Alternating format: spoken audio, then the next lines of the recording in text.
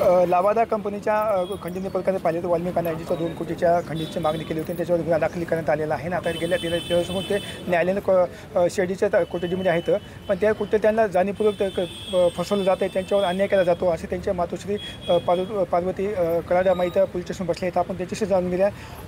आई काय बसला, आपण सकाळपासून इथं ठिय्या आंदोलन मानलेलं, काय मागणी असणार आपली? माझ्या लेकाला निर्दोष सोडा, कशाची खंडणीचा कोण दावे करायले त्यांनी मागे घ्यावं. त्यांच्यावर आरोप देखील करण्यात आले, 2 कोटीची खंडणी मागण्यात आलेली आहे, त्यांच्यावर आरोप दाखल करण्यात आलेले आहे. त्यांना त्या CID कोठडीमध्ये आहेत ते. हां, त्यांनी ती कोण क्षीरसागर आहे त्याला अटक करावं आणि माझ्या लेकराचा गुन्हा मागे घ्यावा. क्षीरसागरनं काय केलं नंतर? क्षीरसागरनं चुकीचे आरोप केले तर?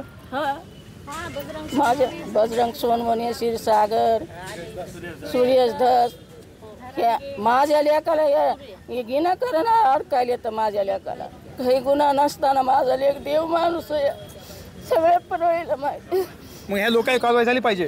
ह्या लोकांवर कारवाई झाली पाहिजे. आता काय तुमची मागणी आहे, सरकारला काय मागणी असणार आहे? माझ्या लेकाला निर्दोष सोडवतावर मी इथून उठत नाही. माझा जीव गेला तरी उठत नाही. हे सगळा खोटा आरोप आहे. तर हे होत्या जोपर्यंत आमच्या मुलाला न्याय मिळत नाही तोपर्यंत या ठिकाणी हटणार नाही अशी भूमिका कडाड्याने घेतलेली आहे. कॅमेरापर्सन विकास संभाजी मुंडे.